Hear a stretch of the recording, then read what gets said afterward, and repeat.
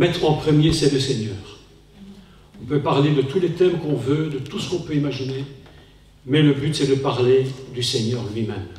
Si on parle de lui, il y a toujours quelque chose qui va se passer pendant ces moments, parce qu'on parle de lui. Et je le dis souvent, mais c'est une vérité, il est tellement heureux quand on parle de lui. Il est si content, parce qu'il sait qu'enfin, on est en train de parler de la chose la plus importante, de tout ce qui peut se passer dans l'univers entier. C'est pourquoi, aujourd'hui, je vais faire une introduction qui ne sera pas trop longue, mais malgré tout très importante, concernant le chemin du Seigneur, préparer le chemin du Seigneur. Ce qui est assez surprenant dans ce texte, c'est que Dieu n'a pas envoyé le Messie sur cette terre en disant « Tiens, demain c'est tel jour, je l'envoie ». Il a préparé de très longue date sa venue. Ce n'est pas quelque chose qui s'est fait subitement parce que l'homme avait péché et Dieu s'est dit « Tiens, bon, ben voilà, on va lui donner un sauveur, on va lui envoyer un Messie qui va pouvoir le sauver ». Dieu a préparé de très longue date, je dirais que depuis l'éternité des temps, depuis l'éternité, Dieu a préparé le Messie. C'est pas quelque chose, c'est pas une invention subitement qui s'est produite lors de la chute. C'est quelque chose qui était déjà de toute éternité. La notion messianique est une notion éternelle.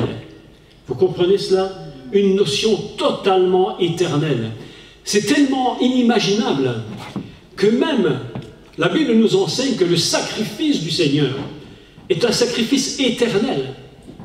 Ce n'est même pas un sacrifice, et je le mets entre guillemets ce que je dis, mais écoutez bien, c'est très important. Ce n'est pas seulement un sacrifice qui a eu lieu historiquement un jour à une heure précise. Ça, c'était l'accomplissement terrestre. Mais la réalité du sacrifice messianique, c'est quelque chose qui existe de toute éternité. C'est pourquoi on parle de cela, on parle de ce sacrifice comme un sacrifice éternel. J'ai répété souvent dans mes cours, très souvent, la différence entre le temporel, le perpétuel et l'éternité. Ici-bas, nous vivons dans deux dimensions de temps, nous vivons dans une dimension, je vais me dire autrement, parce que ce sera encore mal compris. Il faut expliquer les choses le mieux possible. Ici-bas, nous vivons dans le temporel.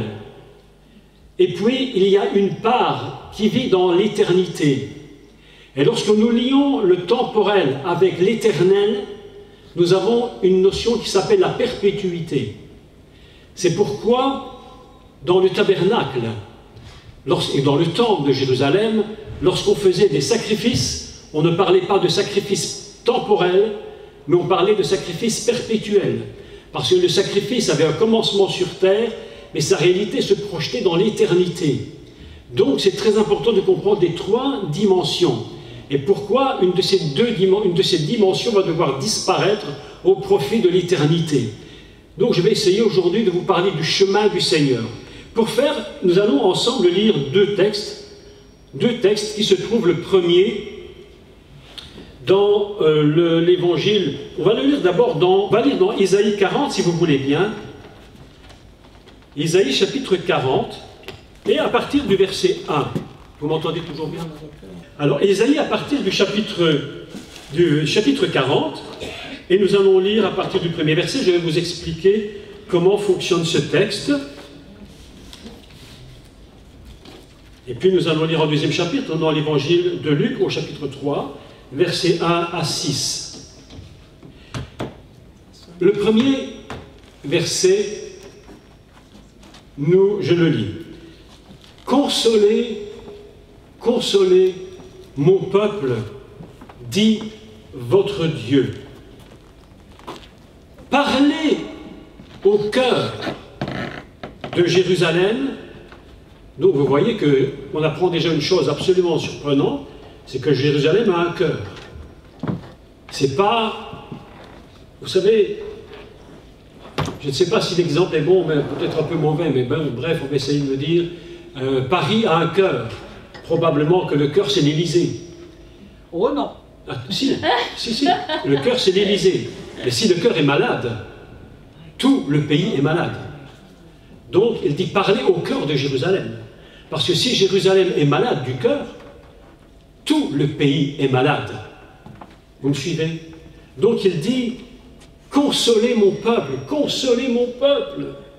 Le peuple d'Israël a tellement besoin d'être consolé. Il a tellement été blessé. Le peuple d'Israël souffre d'une maladie terrible qui s'appelle le péché. Et lorsque le péché a frappé Israël, le peuple souffre. Le peuple est triste. Le peuple d'Israël se lamente. Et il dit, consolez, consolez mon peuple, dit votre Dieu.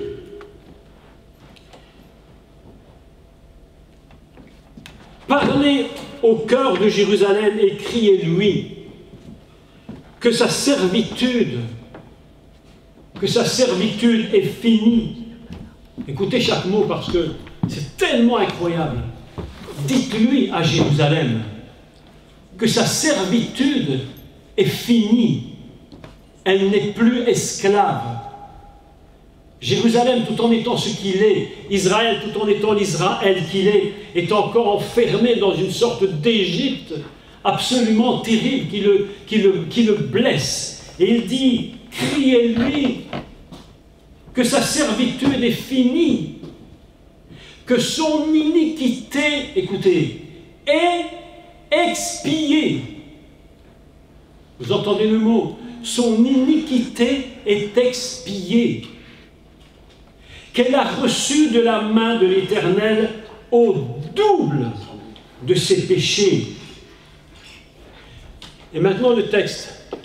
Une voix crie. Une voix crie. Préparez au désert. Pas n'importe où. Étrange, hein? Préparez au désert. On se sera attendu probablement à quelque chose d'autre. Préparez, je ne sais pas moi, dans une grande fête, dans une sorte de, je ne sais pas moi, un grand rassemblement où tout le monde danse pour le Seigneur. Et il dit non, non, préparez au désert le chemin de l'Éternel.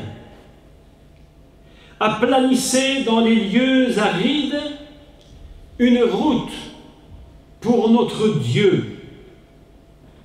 Que toute vallée soit exaucée, c'est-à-dire que tes vallées soient remontées au niveau normal de la route.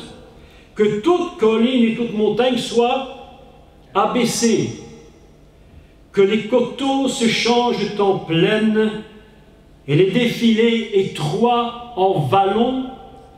Alors, la gloire de l'Éternel sera révélée et au même instant, toute chair la verra. Voilà un texte. Car la bouche de l'Éternel a parlé. Voilà un texte tout à fait... Et nous lisons maintenant tout de suite l'évangile de Luc, chapitre 3, 1 à 6.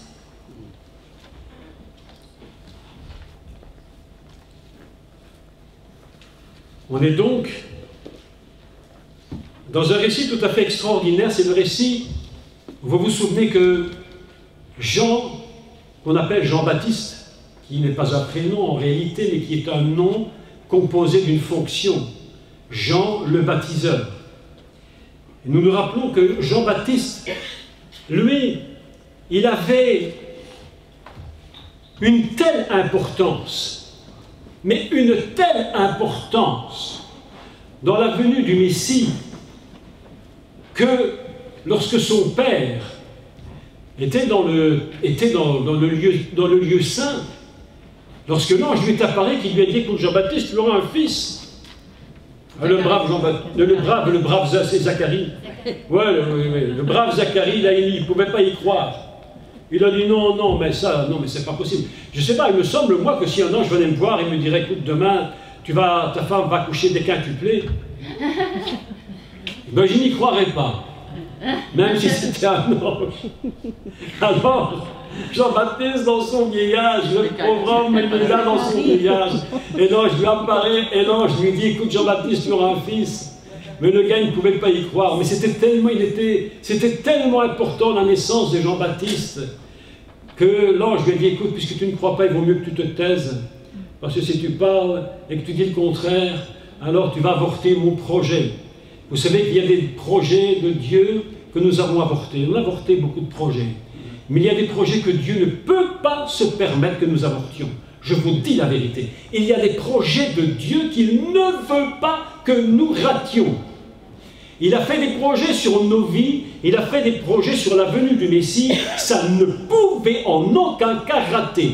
Et Jean, malgré son incrédulité, parce qu'il ne croyait pas, l'ange lui a dit, écoute Zacharie, Dieu t'a choisi, ne dis surtout pas le contraire, parce qu'une seule parole que tu vas dire va annuler le projet, mes amis. On n'a même pas conscience de la puissance de la parole que nous disons. La parole que nous prononçons est tellement importante que si nous disons le contraire, nous pouvons faire capoter le projet. Dieu dit à Zacharie, c'est tellement important ce que je vais mettre en place sur Israël, je préfère que tu sois muet, que tu dises des bêtises. Puisse Dieu nous rendre souvent muets. Nous n'avortions pas les promesses de Dieu. Et nous lisons le texte. Luc 3, à partir du verset 3.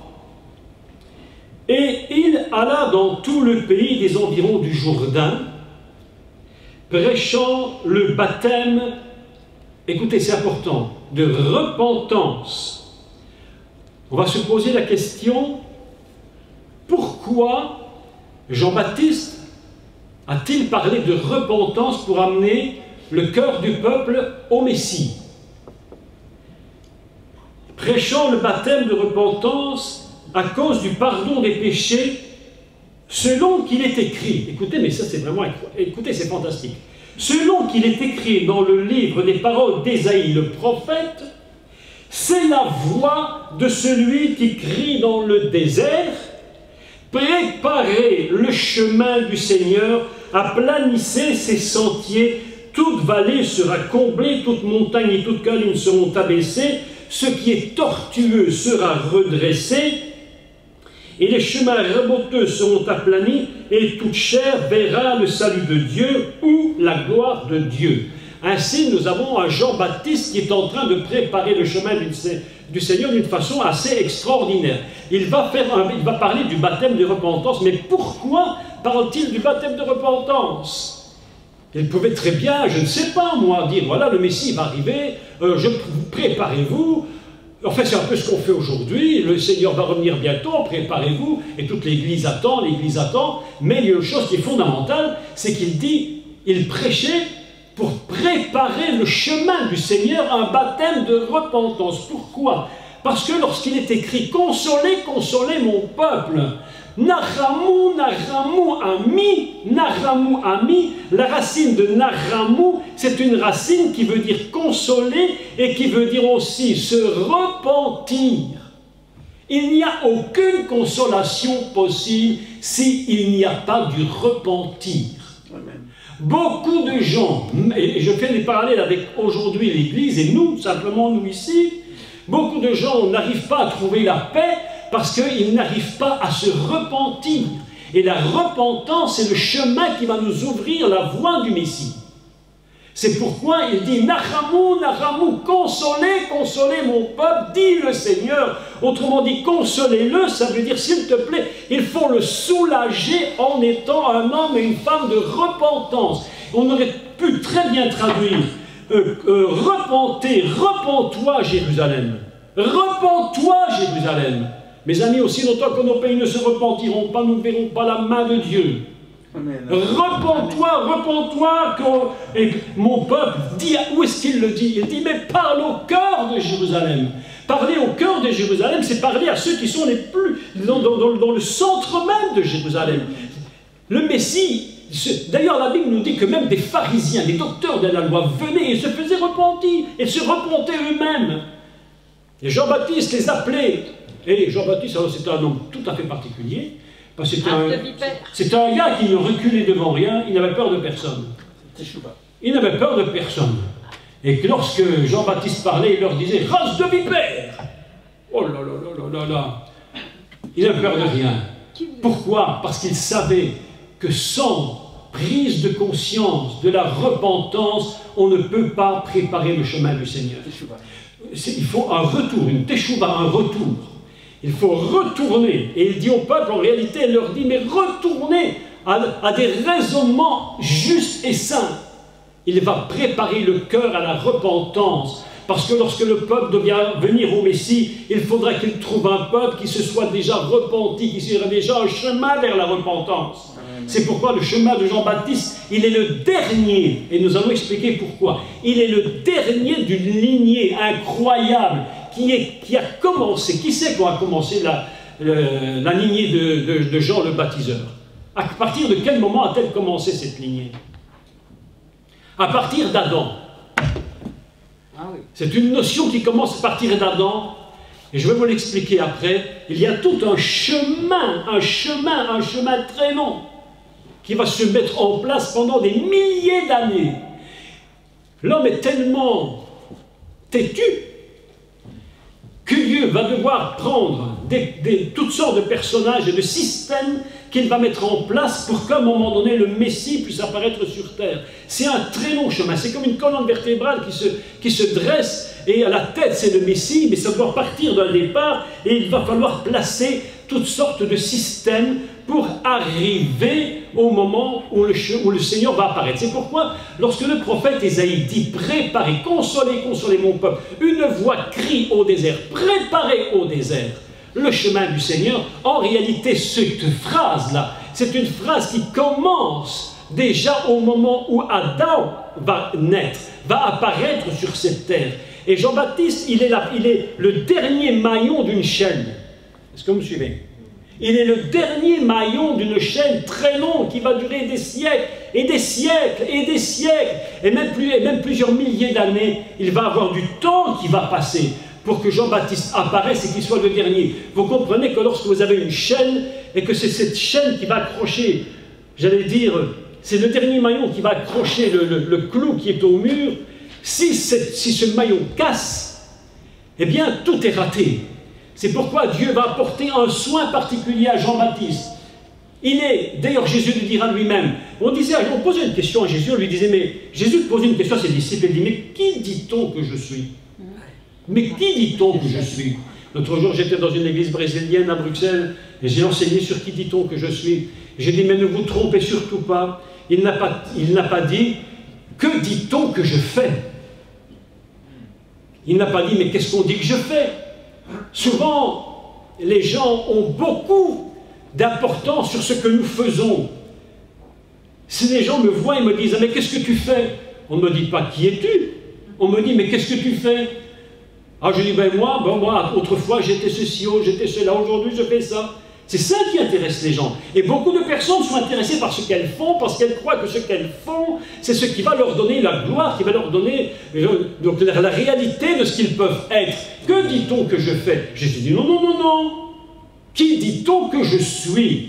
C'est pas du tout la même chose. Vous pouvez me voir et dire, toi tu es un enseignant, ok, mais ça ne dit jamais qui je suis.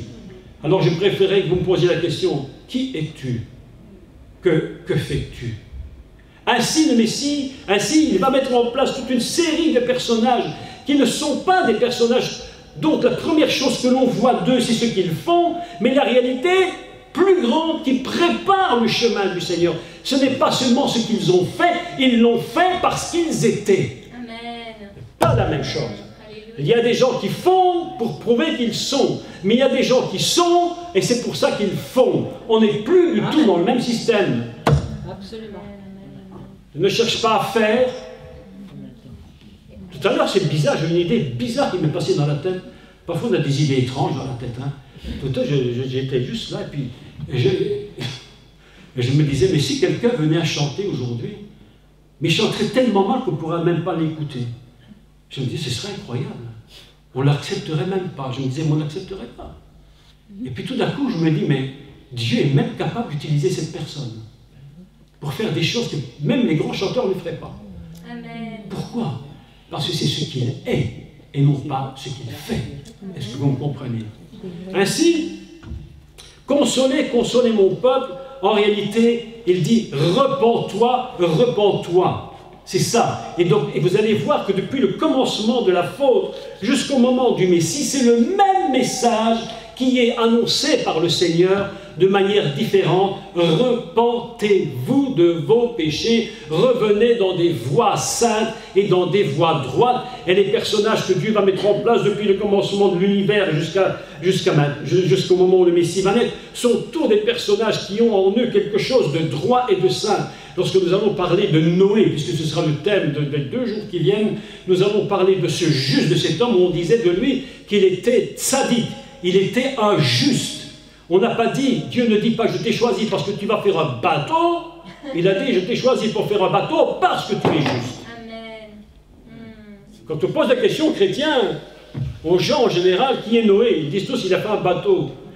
Mais c'est pas vrai, c'est pas la réalité. Même s'il a fait un bateau, je ne sais pas comment il s'y est pris, parce que vraiment, c'était incroyable cette histoire-là. Mais la Bible ne nous dit pas, c'est ça l'importance. Il a dit, Dieu l'a regardé, il était tzaddik tamim, c'est-à-dire il était juste, c'était un juste et un homme simple.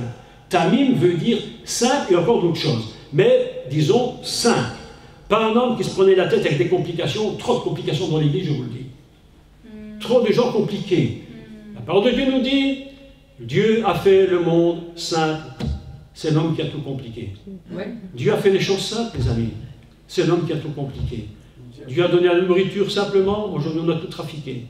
On s'étonne que les gens sont malades parce que les gens ont tout trafiqué. Donc, préparer au désert le chemin du Seigneur.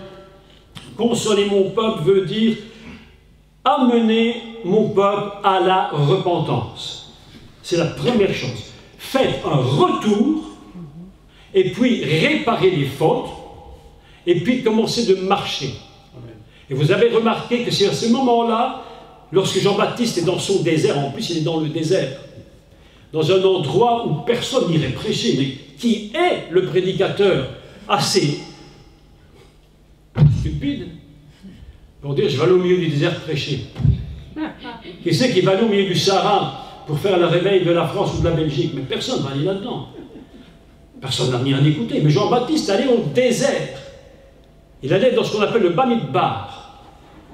Et pourquoi est-il dans cet endroit désert? Il allait au désert parce qu'il y avait des choses à combattre.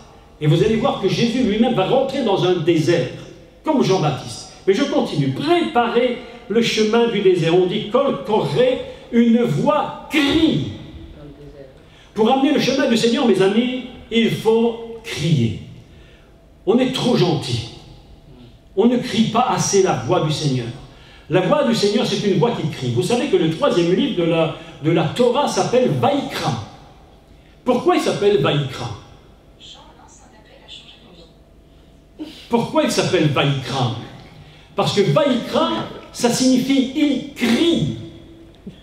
Et le Vaïkra, c'est quoi? C'est le livre qui appelle j'allais dire entre guillemets, les sacrificateurs, les serviteurs de Dieu au ministère. Comment Dieu appelle-t-il quelqu'un au ministère? En criant. Si nous ne sommes pas des gens déterminés, parfois Dieu nous appelle en criant. Mais on est tellement sourds qu'on n'arrive même pas à l'entendre. Mais Dieu crie. Il dit « Kol Koré ». Une voix crie. Où? Mais là où il n'y a personne. Au désert. Là où tout le monde est complètement séparé de Dieu, où on sommes livrés à des bêtes sauvages, nous sommes livrés aux choses du monde. Vous savez que le monde aujourd'hui, c'est un désert terrible. Oui. Terrible. Le monde d'aujourd'hui, c'est quelque chose d'incroyable. J'ai fait un cours que vous écouterez peut-être sur YouTube si vous avez l'occasion, sur Élysée. Oh oui. Oh là là. Terrible. Je vous en dis juste quelques mots, pas tout parce que c'est trop long. Mais il est dit dans Élysée que lorsqu'après avoir traversé le Jourdain, il se retrouve à Jéricho. Tu l'écoutais? Oui. Alors il dit, la ville est bonne, mais le pays est mauvais. Comment la ville peut-être bonne et le pays mauvais? En réalité, elle dit, et les eaux sont mauvaises et le pays est stérile. En réalité, la Bible nous dit que le pays n'est pas stérile, c'est une mauvaise traduction. Elle dit, le pays est privé de ses enfants par avortement. Voilà un texte. Le pays est malade. Nos pays sont malades. Et s'il n'y a pas une voix qui se lève et qui crie, mes amis, écoutez, on n'amènera pas les pécheurs en murmurant. On ne ramènera pas une nation en murmurant. Lorsque la France est le championnat du monde de la grève. Ici, c'est le championnat de la grève. Alors, on peut dire ce qu'on veut d'eux, à raison ou à tort, mais c'est des gens qui savent gueuler. Ils crient, les Français. Ça crie, les Français. Pour avoir quelque chose, ils crient. Mais l'Église est muette. L'Église est muette, mes amis. Consolez, consolez mon peuple, dit le Seigneur. Une voix crie dans ce désert de catastrophe. Préparez la venue du Seigneur. Et nous sommes là en train de murmurer. On fait une marche pour Jésus ou je ne sais quoi. Et vous ne voyez même pas, les chrétiens, ou beaucoup n'y vont même pas. Les gens n'ont plus rien à dire de la part de Dieu. Parce que la voix ne crie plus dans le désert. Une voix crie, préparez au désert le chemin du Seigneur. Préparer, c'est un mot très étrange. J'ai pris ici, si vous prenez des notes, c'est l'occasion de prendre des notes, je vais vous les dire très lentement. Le mot préparer a beaucoup de racines hébraïques, a une racine qui développe beaucoup d'idées. Écoutez comme c'est intéressant. La première idée de la racine de panou, en hébreu, c'est pano, qui signifie se tourner. Se tourner. Préparer le chemin, c'est tournez-vous vers le chemin. Tournez-vous. Deuxième, c'est se retourner. Tu vas dans une direction, mais tu t'es trompé, retourne-toi. Préparer le chemin, retourne-toi vers le chemin du Seigneur. Suivant, tournez ses regards. Tourne tes regards. Ne continue pas de marcher dans ta direction, mais tourne tes regards. Prépare au désert. Lorsque tu vas dans le désert, c'est pour t'amener dans un endroit où tu as besoin de comprendre que le monde ne peut plus rien pour toi. Aussi longtemps que tu vas compter sur les choses du monde, tu n'auras rien. Et il dit préparer, ça veut dire retourne-toi, va dans une direction, regarde, lève les yeux et regarde. Et puis il dit s'approcher, approche-toi. Tout ça c'est le même mot. Le même mot veut tout dire en même temps. Tous les mots en même temps. Se diriger vers un endroit, recevoir favorablement quelque chose. Tous les mêmes mots pour un seul verbe. Dernier, préparer veut dire sois attentif.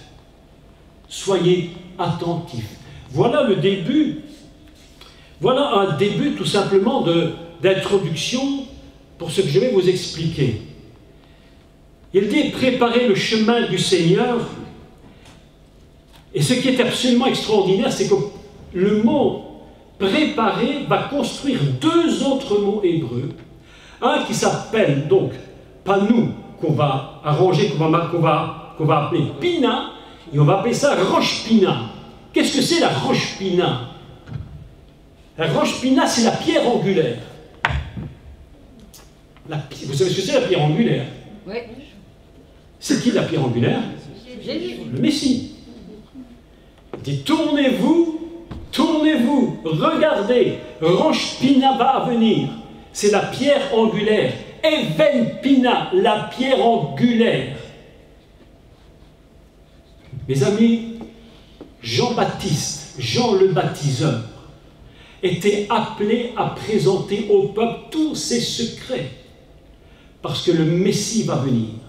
Et il faut que le cœur du peuple soit prêt. Nous devons nous-mêmes, dans ces nations, dans les temps que nous vivons, avoir une voix qui crie au peuple. Une voix qui ose, et nous devons oser élever la voix. Et dire au peuple, mais arrête, ça suffit. J'entendais la chose terrible en Belgique, il y a 3 jours, je crois. Aux informations du soir, on est en train de vouloir faire passer une loi, un article de loi qui fait lever un peu quand même certaines personnes, certains médecins, en se disant c'est dramatique ce qu'ils veulent faire. Ils veulent maintenant en Belgique, tenez-vous bien, permettre que l'avortement se passe jusqu'à 4 mois et demi.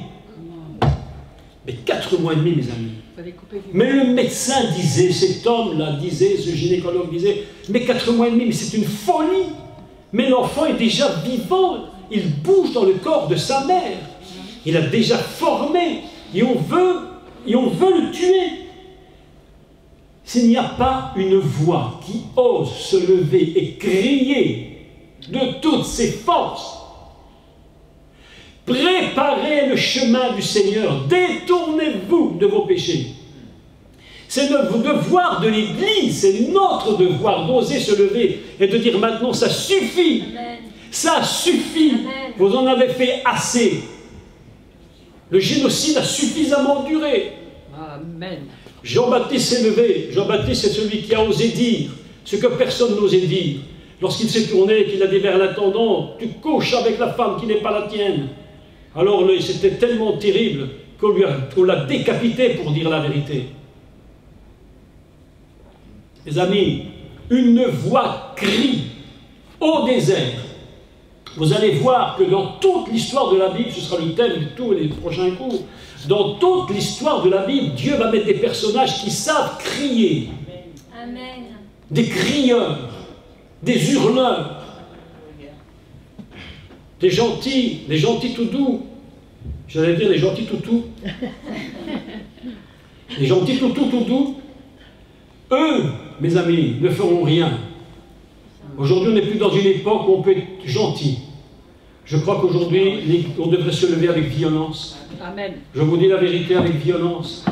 On ne peut plus tolérer ce qui se fait. Et s'il n'y a pas des voix qui se lèvent, pourquoi colcorer? Pourquoi une voix crie? Parce que si tu ne cries pas, mais personne t'entend. Mais nous, les chrétiens, mes amis, ici dans nos pays, soyons honnêtes, mais nous n'avons plus aucun impact sur le pays. Qu'est-ce que nous avons comme impact en Belgique? On n'est même pas 1% de chrétiens et ils se bouffent encore par les pieds et ils se dévorent par la tête. Qu'est-ce que vous voulez qu'il reste? Qu'est-ce que vous voulez qu'on ait comme crédit aux yeux des ministres? Qu'est-ce que vous voulez qu'on ait comme crédit aux yeux du roi? Chez nous, c'est un roi. Si quelqu'un ne se lève pas pour hurler, l'autre jour, quand j'ai entendu cette information, je me suis dit non, non, non, non et non.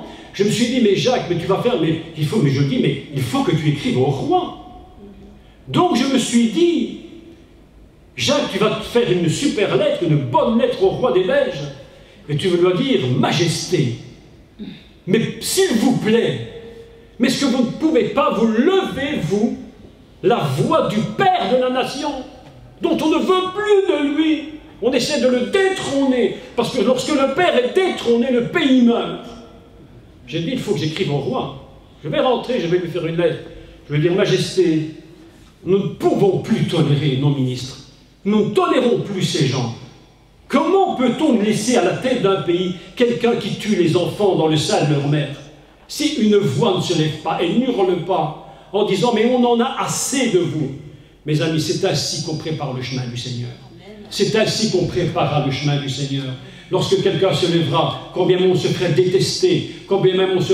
Vous savez, il y a des voix qui ont hurlé sur cette terre, et ces voix qui ont hurlé sur cette terre, certains sont morts, mais certains ont préféré la mort à la vie plutôt que de ne pas crier ce que le Seigneur leur disait de dire. Le prophète Ésaïe était scié, des prophètes ont été tués, on les a même tués. Le prophète Zacharie a été tué entre l'autel et le temple, mes amis. Il n'a pas été tué sur la place publique, il a été tué entre l'autel et le temple, mes amis. C'est absolument inimaginable. Mais qui va oser se lever et crier et hurler? Une voix crie au désert, ça suffit. Amen. Ça suffit.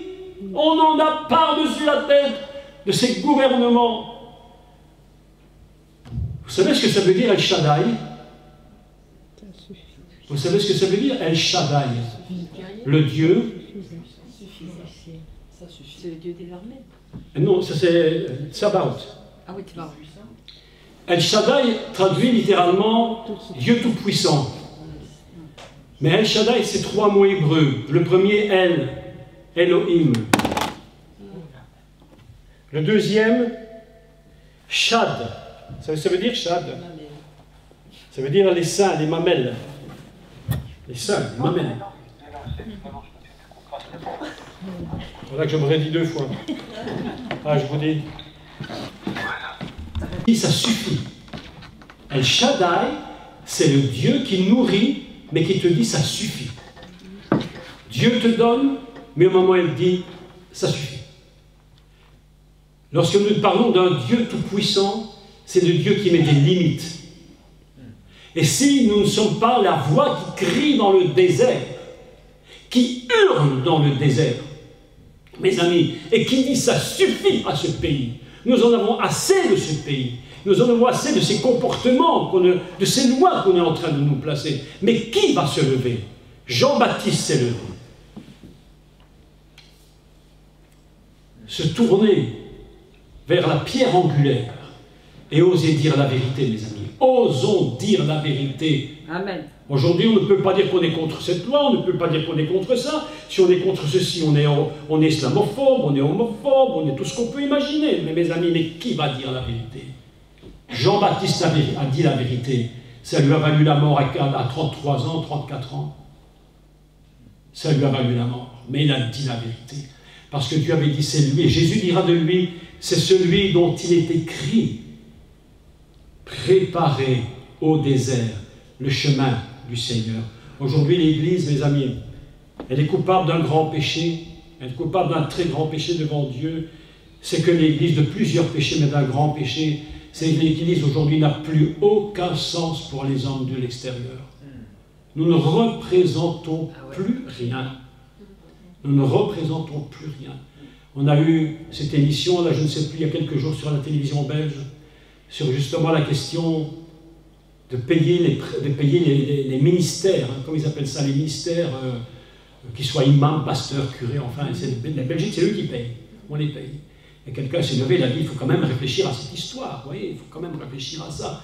Aujourd'hui, on est arrivé à un niveau tel où l'Église n'est même plus elle-même, elle est contrôlée par des gens qui ne sont pas dignes. Et certains sont prêts à ne plus ouvrir leur bouche de peur de perdre leur salaire.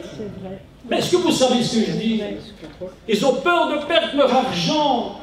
Parce que si tu dis la vérité, tu es jeté. Une voix crie au désert. Préparez le chemin du Seigneur. Aplanissez les routes. C'est-à-dire, il faut abaisser toutes les collines, tous les obstacles qui empêchent le Messie. Vous savez ce que Dieu veut? Le Père aime beaucoup le Fils. Il aime tellement le Fils qu'il ne veut même pas qu'il y ait d'obstacles quand il vient. Il doit marcher sur une route droite. Il ne faut pas qu'il y ait d'obstacles. S'il voit une montagne, c'est trop fait. Non. Il y a une vallée, il ne faut pas de vallée. Il rehaussez les vallées. Mettez-la à niveau. Baissez les collines, mettez tout à niveau. Ça doit être plat, ça doit être lisse. Il faut que nous ayons des comportements plats, des comportements qui soient lisses devant Dieu. Il faut rehausser les vallées. Il faut rehausser les vallées qui ont été creusées par le péché du monde. Il faut abaisser les collines, il faut abaisser les montagnes qui ont été mises devant nous à cause des péchés du monde. Il faut oser les abaisser, il faut oser les remonter, il faut oser crier, préparez-vous, le Messie revient. L'Église se repaît de ce truc en se disant, Jésus revient bientôt, alléluia, alléluia, mais pendant ce temps-là, les gens vont en enfer, les gens courent trois têtes baissées en enfer, le chemin du Seigneur ne n'est même plus préparé. Mais le Seigneur ne prépare pas son chemin lui-même, il demande que quelqu'un prépare son chemin. Mes amis, nous sommes dans l'introduction ce soir, hein? Mais je vais vous expliquer comment Dieu a préparé son chemin. Il dit, et d'ailleurs au désert, c'est très intéressant au désert, parce qu'il dit préparer le chemin du Seigneur au désert. Mais le peuple d'Israël, à quel moment a-t-il été pour la première fois au désert? À la sortie d'Égypte. Et c'est à la sortie d'Égypte que le peuple d'Israël s'est retrouvé face avec le tabernacle, avec la loi de Moïse. C'est dans un désert. On se dit, mais pourquoi il fallait que tu donnes la loi dans un désert, mes amis? Parce que parfois les gens ne comprennent rien quand ils ne sont pas dans un désert. Dieu aurait très bien pu donner la loi en Égypte. Mais oui. Est-ce que Dieu ne pouvait pas dire, ben, ils sont en Égypte, mes braves petits juifs, non. Oh, les pauvres, franchement, ils souffrent beaucoup. Ben, écoute, je vais te donner la loi, comme ça tu pourras quand même mettre des choses, hein, tu pourras avancer. Dieu dit, non, d'abord je te sors de là. Vous savez, mes amis, les 10 paroles de Dieu, allez, soyons clairs, les 10 paroles que Dieu a données, les 10 paroles qu'il a données pour sortir le peuple d'Égypte, mais c'était 10 hurlements. C'était des hurlements incroyables de Dieu. Il a fallu 10 hurlements, mais inimaginables, pour que le Pharaon enfin comprenne qu'il fallait maintenant sortir, laisser partir le peuple. La coquille, l'Égypte c'est une coquille, c'est comme une semence dont le tour, dont la peau est extrêmement dure et tu ne peux pas arriver à la briser. Si tu n'as pas 10 paroles puissantes de Dieu, tu ne peux même pas. Tu as dû sortir par 10 paroles pour mettre un peuple où? Dans un désert. Une voix crie au désert. Préparez le chemin du Seigneur. Et une des étapes dont nous parlerons, si j'en ai le temps demain, c'est comment préparer, comment Moïse a préparé le peuple d'Israël au Messie dans le désert. Là, mes amis, je vous dis, il y a des secrets et des mystères qu'il faut dévoiler. Comment le Messie a-t-il accompagné Israël pendant 40 ans de façon complètement invisible? Les gens n'arrivaient même pas à imaginer ce qui était en train de se produire. Ils étaient 40 ans dans un désert en entendant un Dieu qui avait hurlé pour les sortir de là. Tu vas sortir les gens de ce pays de France, de Belgique, du monde, mais ce n'est pas avec des murmures, ce n'est pas possible. Ça n'existe pas. Il faut hurler. Hurler. Sortez du milieu d'eux, dit l'Éternel. Sortez du milieu d'eux. Sortez du milieu d'eux. Il dit dans les lieux arides, il dit, aplanissez dans les lieux arides une route pour notre Dieu. Alors les lieux arides, c'est un mot hébreu très très étrange. On appelle ça Arav. C'est dans le texte ici, c'est Ba'arava. C'est un mot très étrange parce que c'est un mot qui signifie, en même une des explications, il y en a beaucoup, mais je ne rentre pas dans toutes là, elles sont trop compliquées, mais une des explications signifie des bêtes sauvages. Il faut absolument que nous nous trouvions des endroits où nous allons devoir combattre.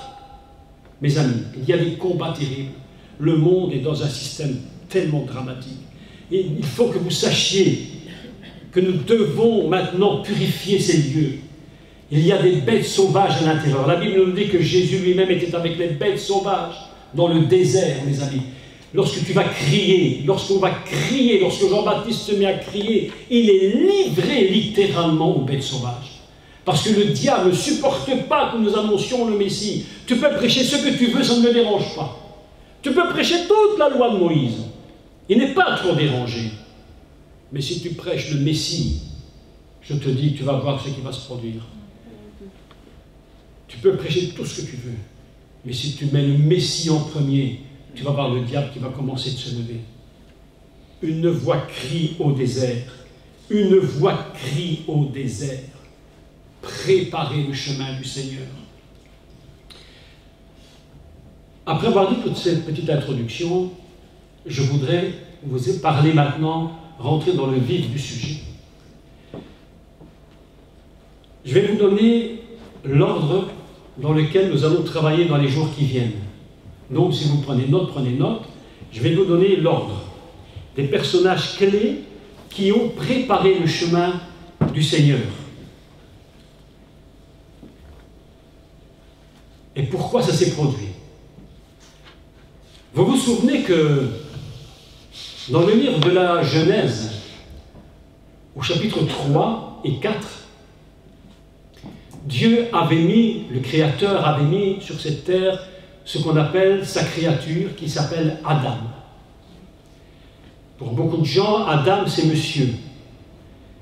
Mais dans la pensée fondamentalement hébraïque, Adam c'est la créature que Dieu crée sur cette terre fondamentalement et qui est à la base composée de deux choses importantes. C'est ce qu'on appellera Zachar ou Nekeva, c'est-à-dire le mâle et la femelle. Et la Torah va nous enseigner une chose très importante que j'avais enseignée ici d'ailleurs il y a une année entière déjà. J'avais expliqué que Adam était une seule et même entité, mais qu'elle contenait en elle le masculin et le féminin.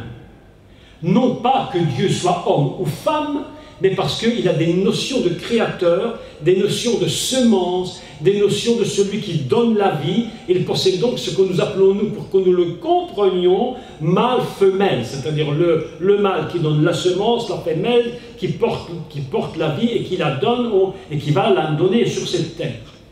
Ainsi, Dieu crée son Adam. Et puis, pour faire court à cette histoire, vous vous souvenez très bien que Adam, à un moment donné, la femme et l'homme ont chuté.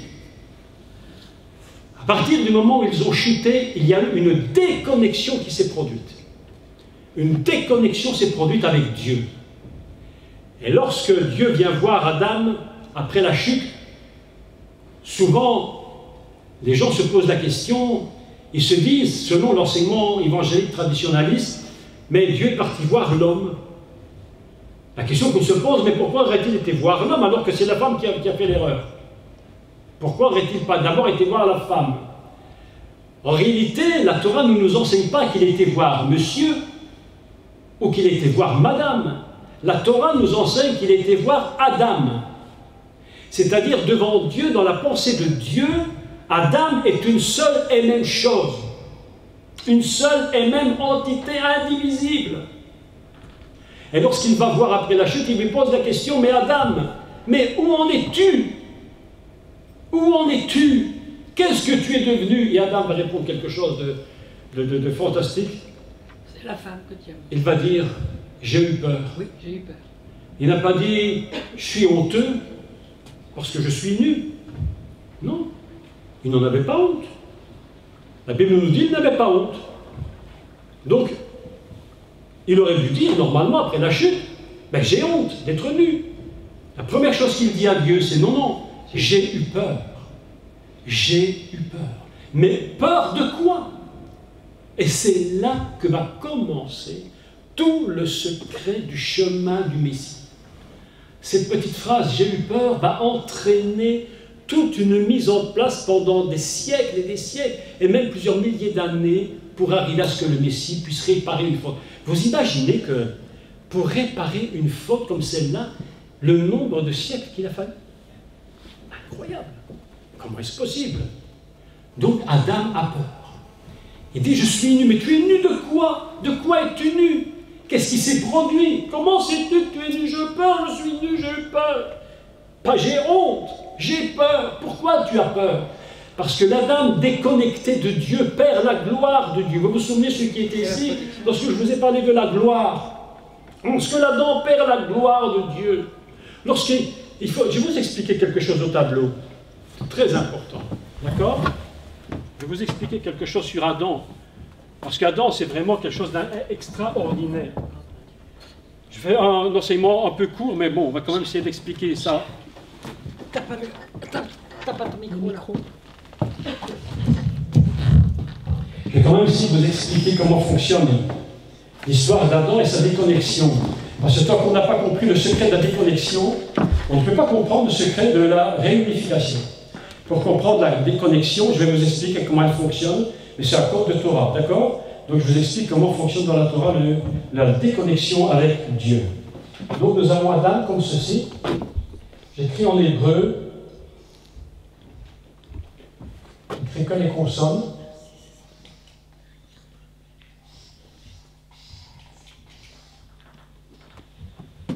Ceci en hébreu, c'est Adam. Je ne vais pas rentrer dans tout le cours, parce que le cours sera sur Internet d'ici une semaine. Vous allez entendre un cours sur le sang, quelque chose d'absolument inimaginable. Dans Adam, pour faire court, nous avons deux choses. Nous avons la première et la seconde. Adam fonctionne sur un principe, écoutez-moi, c'est très important de comprendre ce que je dis. Dans Adam, Dan signifie le sang.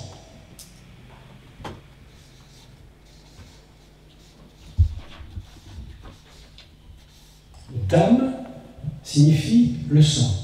D'accord? Aleph, c'est quoi Aleph? C'est la première lettre qui vaut 1. Elle vaut 1. Elle représente le niveau céleste, divin, le plus élevé qui ne puisse jamais exister. Tu n'as jamais quelque chose de plus élevé que l'Aleph. L'Aleph signifie à la fois le maître, il signifie la tête, celui qui dirige. C'est Dieu lui-même. Cette lettre, c'est Dieu lui-même. C'est Dieu lui-même. Aleph.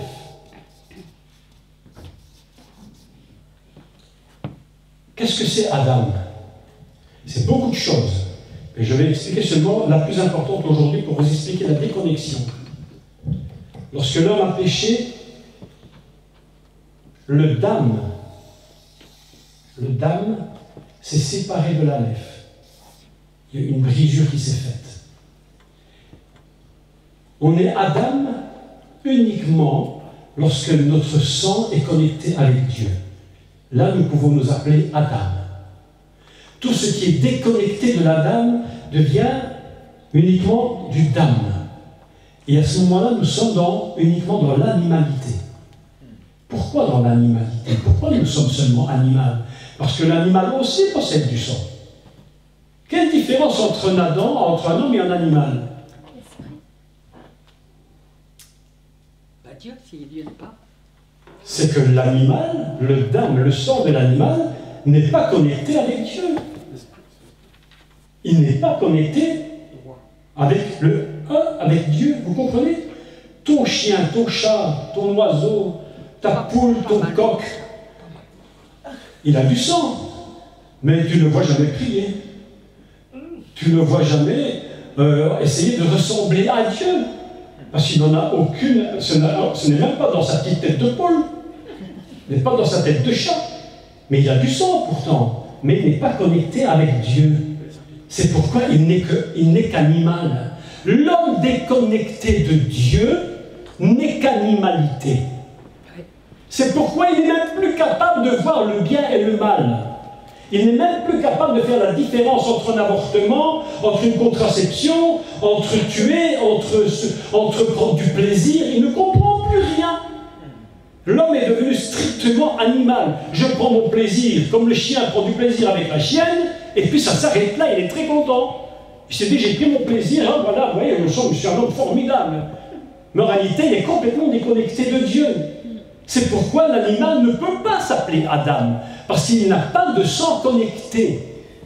Donc la faute fondamentale de l'humain, c'est de la déconnexion du sang avec Dieu. Ainsi, il ne lui reste que son sang. Et le sang est touché par le péché, et le sang devient complètement perverti. Et d'ailleurs, c'est très amusant, parce que lorsqu'on demande à quelqu'un qui avait demandé à un médecin, il allait voir son médecin, il lui dit, oh, docteur, faites-moi une prise de sang. Alors le médecin lui dit, mais une prise de sang de quoi? Vous voulez quoi? Mais tout. Elle dit tout.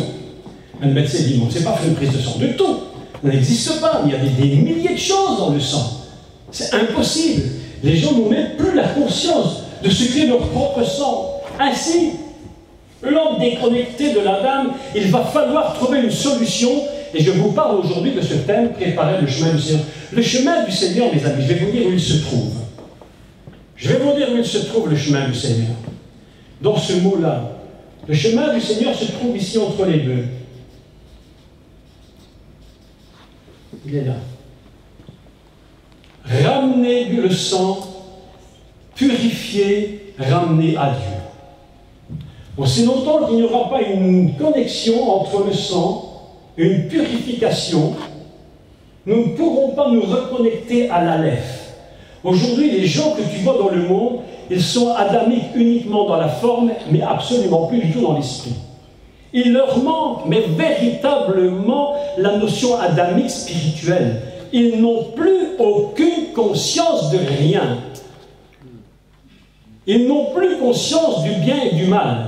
La Bible nous dit on appellera le mal bien, le bien mal, parce que personne n'y comprend rien. Et Dieu pourtant avait prévenu, il avait dit à son Adam connecté, ne va pas à l'arbre de la connaissance du bien et du mal, parce que qu'est-ce qui va se passer à la connaissance du bien et du mal? Tu ne sauras plus faire la part des choses.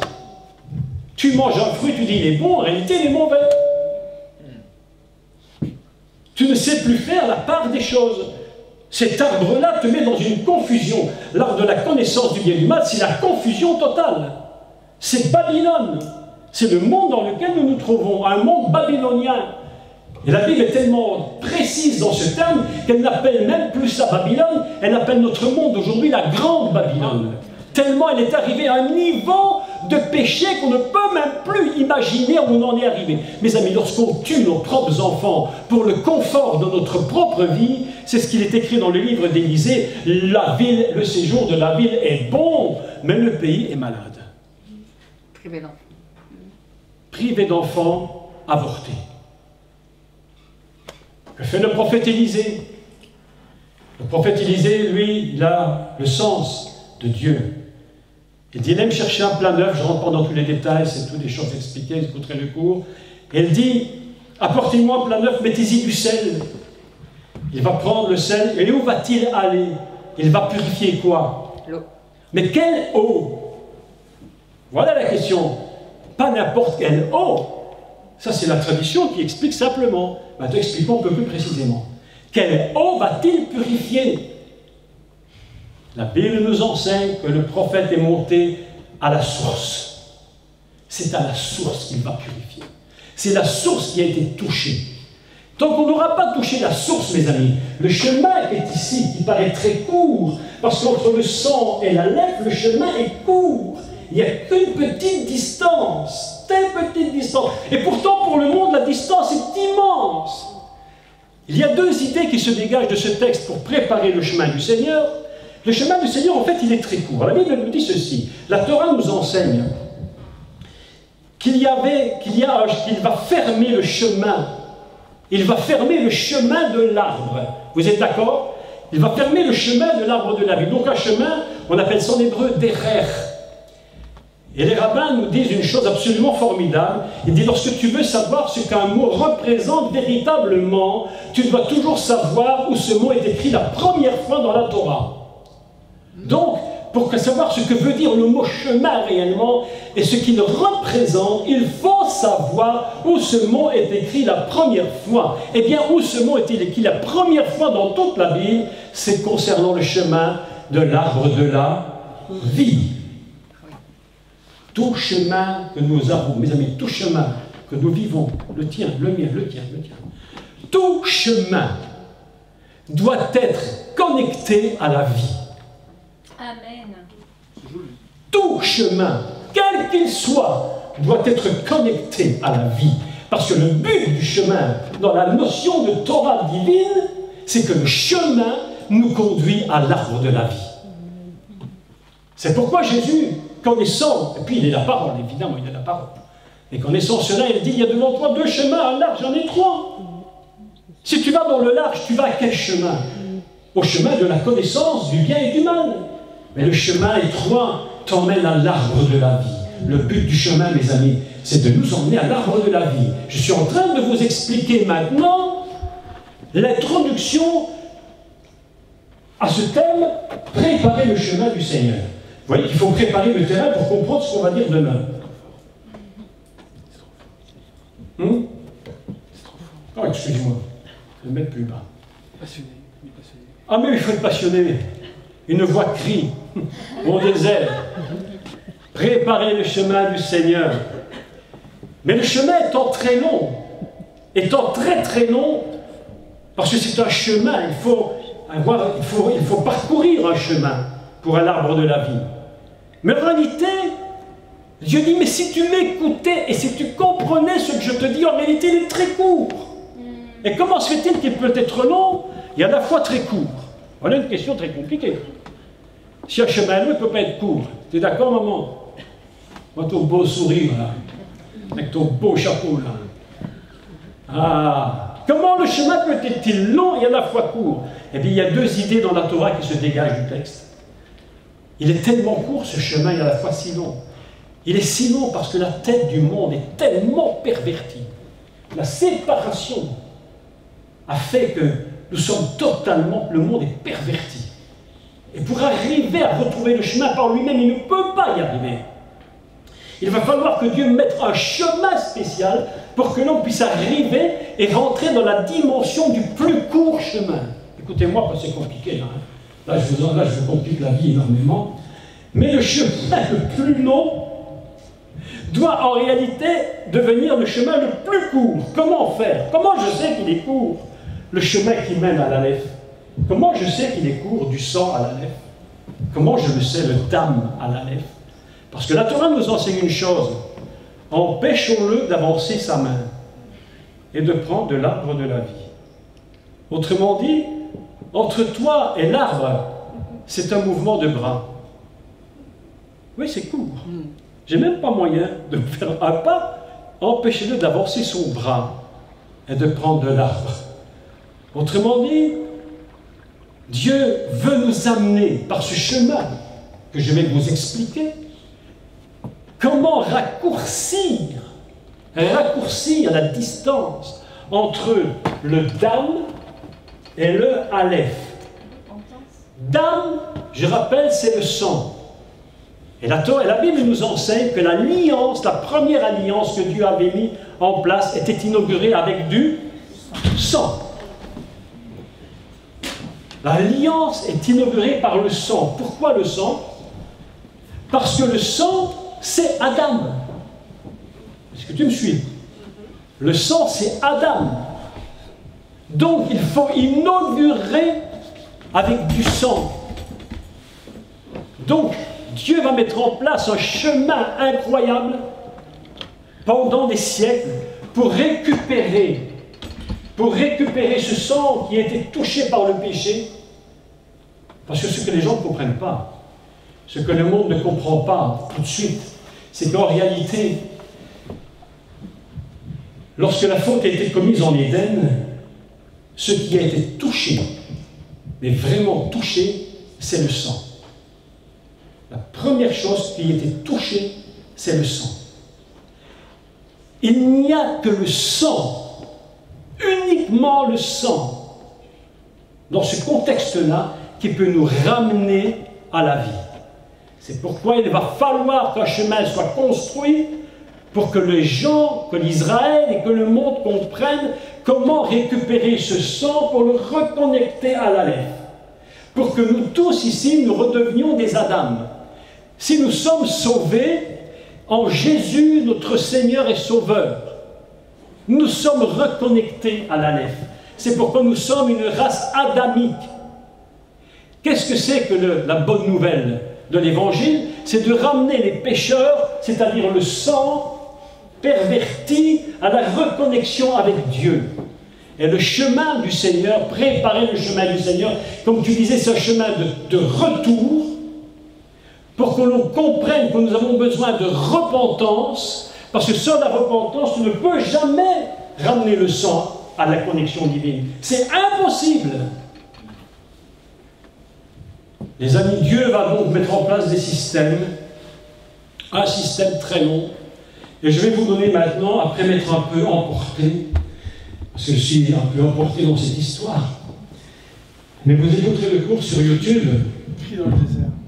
Je crie dans le désert, une voix crie. Je vais vous donner maintenant tout le chemin très long et à la fois très court. Très court lorsqu'on a saisi ce que ça représente, très long lorsqu'on en parle des années, des siècles et des millénaires. Et je vais vous donner maintenant la liste des personnages que Dieu va utiliser, et j'expliquerai demain comment Dieu va les utiliser. Donc demain, je vous parlerai d'un personnage absolument fantastique. Ce sera très compliqué de l'expliquer en 1h30, 2 heures, très compliqué, mais je vais essayer de le faire, et qui s'appelle Noé, Noach. Donc je les cite dans l'ordre, vous pouvez prendre note. Noé, Abraham. Comment? Noé, Abraham. Je vais vous les citer tous. Je les cite tous dans l'ordre et leur spécificité. Ils ont tous une spécificité qui va permettre à la ligne que Dieu a tracée de partir de l'Éden jusqu'au Messie, Jésus, Yeshua, qui lui va faire le retour en Éden pour récupérer Adam. Parce qu'il est impossible, c'est impossible que si le Messie ne retourne pas en Éden, qu'il récupère le sang pour retourner à Dieu. Il va devoir faire un retour dans le jardin, et je vais vous expliquer comment le Messie fera son retour en Éden pour récupérer l'humanité perdue. Je donne maintenant tous les personnages dans l'ordre, tout doucement, prenez note si vous voulez. Je les cite comme ça rapidement, et puis vous allez, je vais sauter évidemment des étapes, tout le monde ne peut pas s'en sortir. Premier personnage, donc c'est Adam, bien entendu. Adam, le sang connecté.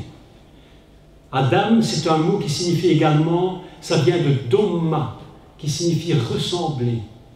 Ressembler. C'est-à-dire que l'Adam est un homme qui est un être qui a été conçu pour ressembler à Dieu.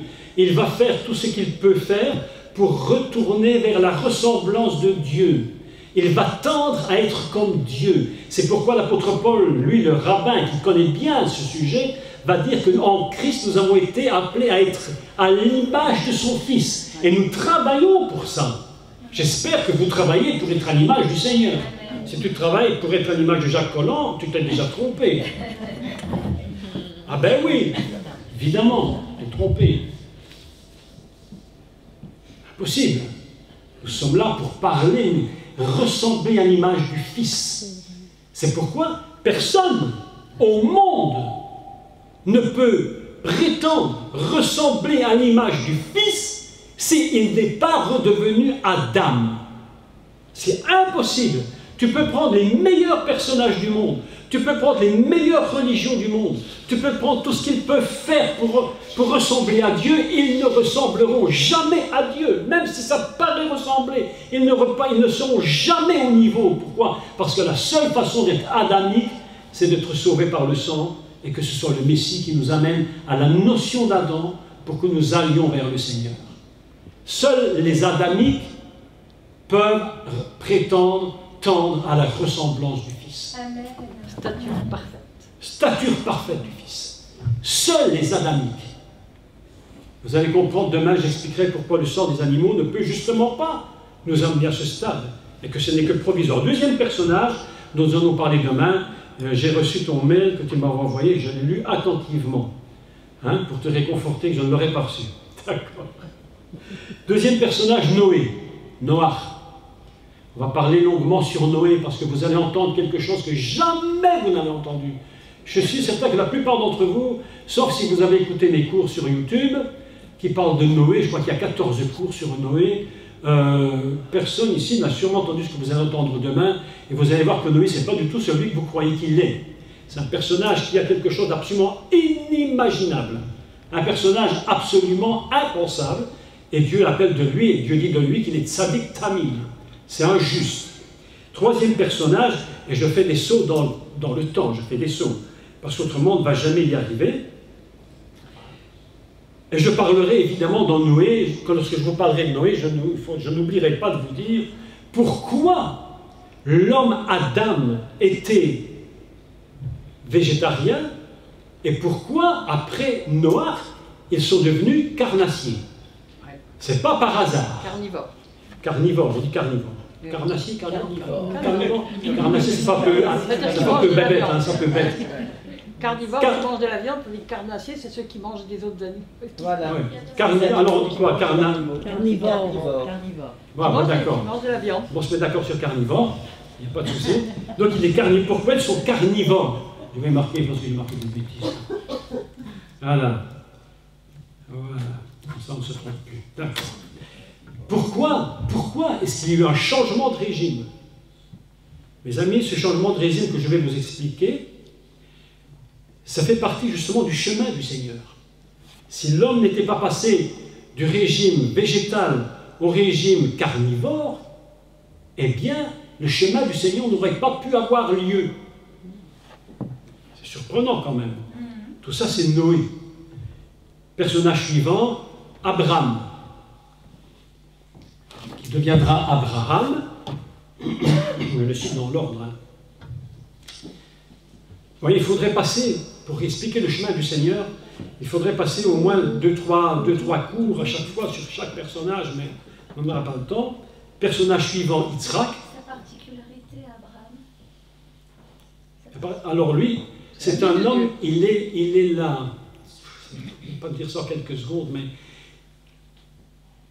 il est celui qui est sorti de Babylone il est celui qui est sorti de Babylone, qui représente l'image du monde, et c'est de ce monde qu'il est sorti pour pouvoir produire plus tard Israël. Mais j'expliquerai tout ça en détail parce que c'est un peu compliqué. Donc, Abraham, et puis Isaac. On appelle Yitzhak, Isaac. Et puis évidemment, Jacob, son frère Esav, qui est très particulier, puisque Esav, en fait, il va changer de nom. Et son nom, ce sera Édom. Et là, il y aura un grand problème. Et nous allons parler de Yaakov. Je saute au-dessus de tout ça. Et puis, après Jacob, nous avons un personnage central. Mais alors, vraiment central. C'est Jacob va avoir des enfants, et puis il va avoir Joseph. On appelle Yosef. Lui, c'est un personnage central, tellement important que les Juifs l'ont appelé Mashiach ben Yosef, Messie, fils de Joseph. J'expliquerai pourquoi il s'appelle Messie, fils de Joseph. Et il va accompagner, ce personnage de Yosef, va accompagner tout le peuple d'Israël jusqu'à aujourd'hui. Et lorsque le Messie sera sur terre, Yeshua, Jésus, sera sur terre, il révélera sa messianité à côté du tombeau de Joseph. Pas n'importe qui, Joseph. C'est quelqu'un d'absolument incroyable. Joseph, vous allez sur Internet, vous écoutez les cours sur Joseph, je crois qu'il y en a 15 ou 20, je ne sais plus. Après Joseph, nous avons un autre personnage. Alors lui, c'est vraiment, il va mettre en place le principe fondamental dont même encore aujourd'hui les Juifs ont du mal de comprendre. C'est le principe du sang. Il va, lui, mettre en place la première alliance. La première alliance par le sang, c'est Moïse, Moshe. Moshe, c'est... Vous pouvez écouter encore de nouveau sur YouTube, il y a beaucoup de cours sur Moïse, je ne sais pas combien, je ne me rappelle plus. Et Moïse va installer quelque chose. Lui va installer quelque chose de très particulier qui va s'appeler la loi, la Torah, les mitzvot. Et cette loi, elle va faire partie du chemin. Dans ce chemin-ci, entre le Dam et le Aleph, il y aura un endroit ici qui va s'appeler la Torah et la loi, les mitzvot. Sans cela, il est impossible de reconnecter l'Aleph. Donc je vous expliquerai comment reconnecter l'Aleph temporairement. Parce qu'attention, il faut savoir qu'il y a une reconnexion temporaire. Ça ne peut pas durer cette connexion, elle est impossible, elle ne peut pas durer.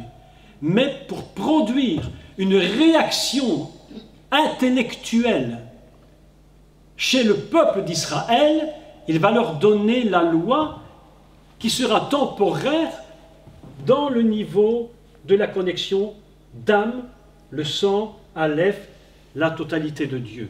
Donc Moïse, c'est un personnage central dans le principe de préparer le chemin du Seigneur.